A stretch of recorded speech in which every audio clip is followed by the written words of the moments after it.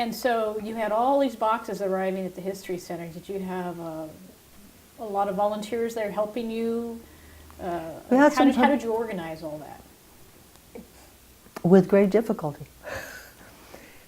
Because of the ABC, because of Louis' system, we did begin to have town boxes, as we called them.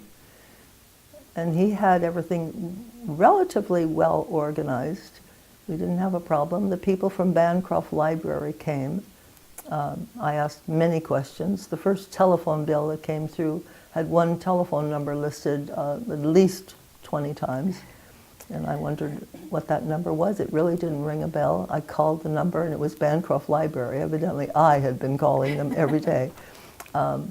They came and helped us organize. They helped us set up according to library standards.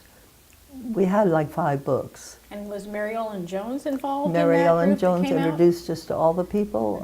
A gentleman named Phil Harris came out on Fridays and did all of the maps. He came on BART and then he walked over to Pleasant Hill and worked in our office. If I had a question, I would call Bancroft and they would say, the History Center in Pleasant Hill is called again, and somebody would call me back and give me an answer, tell me what to do and where to file it and how to file it. They were a good resource, weren't they? One of the first volunteers who came was June Whiteside. She had worked for the California Historical Society. So we called them often and asked them what they did. How much did they charge for photos? You charge for photos if someone wanted a copy of a Justice photo. Bray and Roy Bloss was in business, but Justice Bray, there was no business. I said, you can't just give these photos away. They have to be sold. Well, how much and why? And someone said, we need a copy machine. And I said, where are you going to get the money? So we decided that we would, the board agreed that we would sell the photographs. So we called California Historical Society and said, how much do you charge for them? We had a gentleman who came and picked up our negatives and produced the photos for us. He was very, very underpaid. He did it in his home. It was almost like a volunteer. So I called the photo department who joined our organization in Concord and asked them what their prices were. So we kept our prices at a retail price, knowing that someday we weren't going to have George, who came in every week and picked up our photos and did it for fun. Yeah. And eventually he did retire, and we were already set up to charge the larger prices. Now, do you know how Louis had a lot of material? Do you know how he acquired the photographs, the ledgers? Well, he began by going, Louis would read an obit and go out to meet the family. Sometimes he knew the family. And then he would collect whatever was left. If they were going to throw it out, he'd bring it home. And so it could be some stranger that he didn't know. He would talk with them? But he knew the family, or he'd know someone, or his father knew someone. And on one occasion, I asked, there were boxes and boxes of what we called the court cases and the tax books, and they belonged to Contra Costa County originally. Those are the big ledger books you're talking the about. Huge tax ledger books with maps in them. And he said the Contra Costa County microfilmed in the 1960s and 70s, and then they threw them all out. Louis came with a pickup truck and picked up all of the books, all of the court cases. We always felt that everything was in. Steve Weir, who was the county clerk, and I would comment that he had the microfilm and we had the original books. But we didn't have to worry because they were already microfilmed and they were in Steve's office. Well, one day Steve called and said, I've been searching for a court case. The county counsel, Vic Westman, wanted to find his grandfather's probate. Steve did not have it. We had the original. Wow. it had not been microfilmed. And so we began to realize that some of the things that Louis saved were priceless. They hadn't been microfilmed. Right. We began to work with Steve Weir, who found a warehouse, was under his jurisdiction, full of books. He called one day and said, "Can you come out and look at these books? I have no idea where they came from or what I should do with them. I think I'll put them in my warehouse and file them." So we went, and I discovered that most of them had not been microfilmed. So we had a new list, and we began this new membership with Steve. He would call, he gave me a list of his maps, I gave him a list of our maps. We have been working from the beginning with all of these wonderful people who found us to be an asset. Yeah, I'll say, what a wonderful resource. Oh, it's a great collection. Yeah. And from his collection, because we had publicity, we had more people. Some lady came in one day and said, "My great aunt died and I don't know what to do with these, and I read in the paper that you collect the history," and she plopped books down and maps that belonged to her family, didn't know what to do with them, and gave them to us.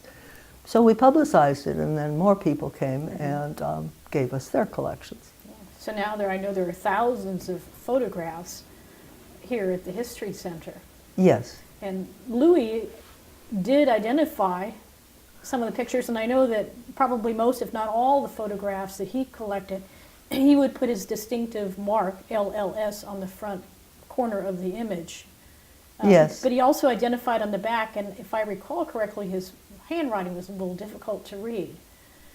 Was it you or someone else who was became the expert at reading the Louis writing? Yes. You had to, it was like reading a foreign language. It was all important information that you had to read. Louis called Black Diamond Mines, where you worked for so many years, but Louis's description of Black Diamond was BL and then a diamond. Oh. And so people would bring the things to me and say, "What did he say?" And now they bring my writing to somebody and say, "What did Betty write?" I think I began to imitate his writing. Louis' writing was very distinctive, but he was always in a hurry. Yes. And because he had a pharmacy, he also had a photography group, and so he had a tiny little camera. And during the war, some of his photos are very interesting, his own personal photos. He had a tiny little camera that took tiny little pictures. And there's a picture of everybody lined up around his pharmacy in Kensington, and he said, "Cigarette line." And it took me forever to realize that there was a quota. And so they were rationed at the time? They were Was it during the rationed, war? and he decided that this would be an interesting photo, and it is. Yeah. It's World War II, but you can barely read it. You have to look at it with a magnifying glass. Wow. And then there was another picture of the sky, and we all looked at it and said, "That's nice." Are those birds? What's he doing? No, it was the fleet leaving, and he decided to go out and take a picture of all these planes coming from across the bay. And he took pictures, not realizing that they just were tiny little dots. But he put them in his file, and he labeled them on the back. Yeah. Louis did not know how to preserve. There were many, many courses that the Bancroft people taught me. I had taken some classes in preservation, not realizing that I was ever going to use them. Louis did all of the wrong things. Rubber bands were around everything, and after many years, rubber bands disintegrate and melt and attach themselves to what they're holding together. Paper clips rust. You do not write across a photograph.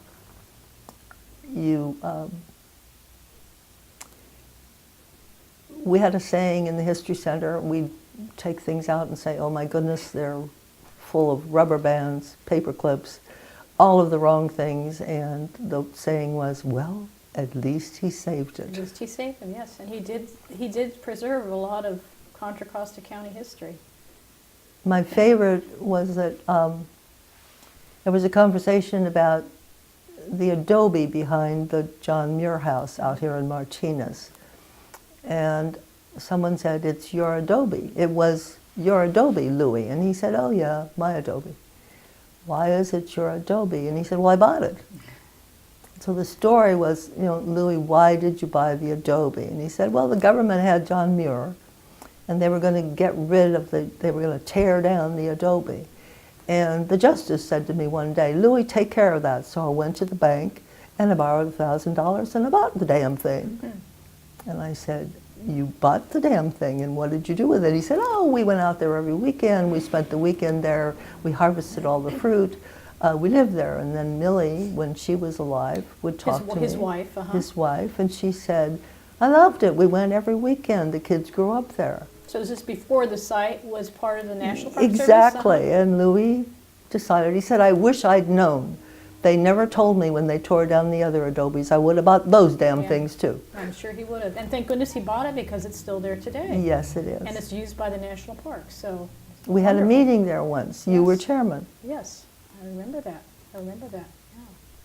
So we've talked a lot about Louis Stein and the significant collection that he had.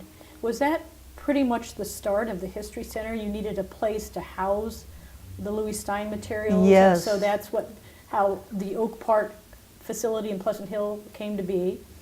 And then did you start receiving other large collections at that time? Well, we were at the History Center in Pleasant Hill. I received a telephone call one day, and a lady identified herself as Dorothy Mutnick. She was a well-known researcher from Lafayette who had written several books. She had a huge collection. She did all of the genealogy of the Mexicans. California was originally part of the Mexican territory. Dorothy Mutnick was not well, and she had decided that she wanted her collection to come to us. The Los Californianos, which is a group of people who are descendants of the original Mexican landowners and land grant owners in Contra Costa County, California, had one copy of her genealogy. She gave us all of her information. We asked for a copyright so that we might produce it, and we reprinted it. And in the first week, I think we sold 200 sets. It's a set of 5. And we have the copyright so that we can sell them. We sold them all over the United States. People would call and say, "My cousin told me that she has a copy and we want a copy." There are 5 sets, 5 in the set. And we are still selling them. Her collection was considered invaluable. From that, we received a collection from photographer, reporter of the Oakland Tribune, Les Sipes. His wife called. He had passed away the year before, and she had a huge collection of photographs, which she had begun to organize. We went to her house in Walnut Creek and said, "We will organize this."